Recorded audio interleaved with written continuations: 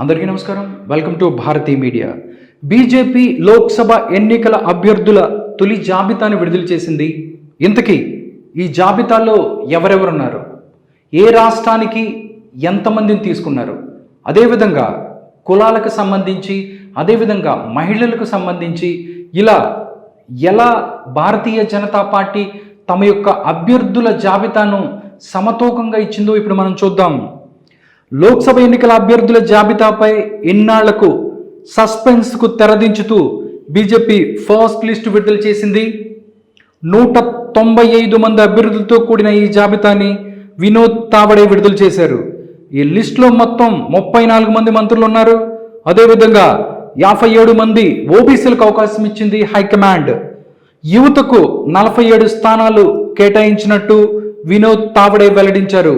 అదేవిధంగా ఎస్సీలకు 27 స్థానాలు కేటాయించారు.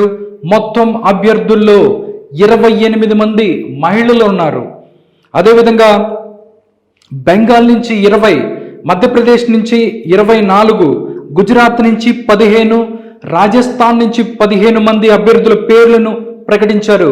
అదేవిధంగా కేరళ నుంచి 12 సీట్లు, తెలంగాణ నుంచి 9 సీట్లు, అస్సాం నుంచి 11, జార్ఖండ్ నుంచి 11, ఛత్తీస్గఢ్ నుంచి 11, ఢిల్లీ నుంచి 5 సీట్లు, జమ్మూ కాశ్మీర్ నుంచి 2, ఉత్తరాఖండ్ నుంచి 2, అరుణాచల్ ప్రదేశ్, గోవా నుంచి 1, త్రిపుర నుంచి 1, అండమాన్ నికోబార్ 1, డామన్ డయ్యూ 1, ఇలా ఆయా స్థానాలకు అభ్యర్థుల్ని ప్రకటించారు. లిస్టులో ప్రధాని నరేంద్ర మోడీ, అమిత్ షా, రాజ్నాథ్ సింగ్తో సహా మరికొందరు కీలక నేతల పేర్లు ఉన్నాయి. ప్రధాని నరేంద్ర మోడీ మరోసారి వారణాసి నుంచి బరిలోకి దిగుతున్నారు. ఎప్పటిలాగే అమిత్ షా గుజరాత్లోని గాంధీనగర్ నుంచి పోటీ చేయనున్నారు. దాదాపు 15 రోజులుగా ఈ జాబితాపై మేధోమథనం చేస్తుంది అధిష్టానం. ప్రధాని నరేంద్ర మోడీ, బీజేపీ జాతీయ అధ్యక్షుడు జేపీ నడ్డా, అమిత్ షా ప్రత్యేకంగా సమావేశమయ్యారు. దీనికి సంబంధించి జాబితాను పూర్తిగా పరిశీలించి ఆ తరువాత ఆమోదముద్ర వేశారు. ఇప్పుడు ఇదే లిస్ట్ను విడుదల చేశారు. ఈసారి 370 స్థానాలు గెలుచుకోవాలన్న లక్ష్యంతో బరిలోకి దిగుతుంది బీజేపీ పార్టీ. అంతేకాదు ఎన్డీఏ కూటమి 200 చోట్ల తప్పకుండా విజయం సాధిస్తుంది అనే ధీమా వ్యక్తం చేస్తున్నారు. ఇలా 195 మంది అభ్యర్థుల జాబితాను విడుదల చేసిన బీజేపీ తెలంగాణలో తమ యొక్క లోక్సభ అభ్యర్థులను కూడా ప్రకటించింది. దేశవ్యాప్తంగా లోక్సభ ఎన్నికల్లో పోటీ చేయబోయే అభ్యర్థుల తొలి జాబితాను బీజేపీ విడుదల చేసింది.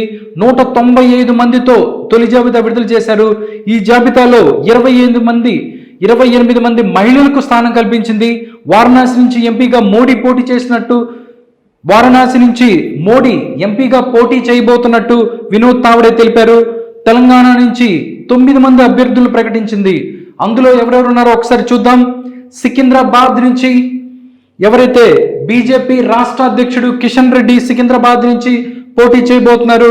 అదేవిధంగా కరీంనగర్ నుంచి బండి సంజయ్, మాజీ బీజేపీ అధ్యక్షుడు బండి సంజయ్ ఎవరైతే ఉన్నారో కరీంనగర్ నుంచి పోటీ చేయబోతున్నారు. నిజామాబాద్ నుంచి ధర్మపురి అరవింద్ పోటీ చేయబోతున్నారు.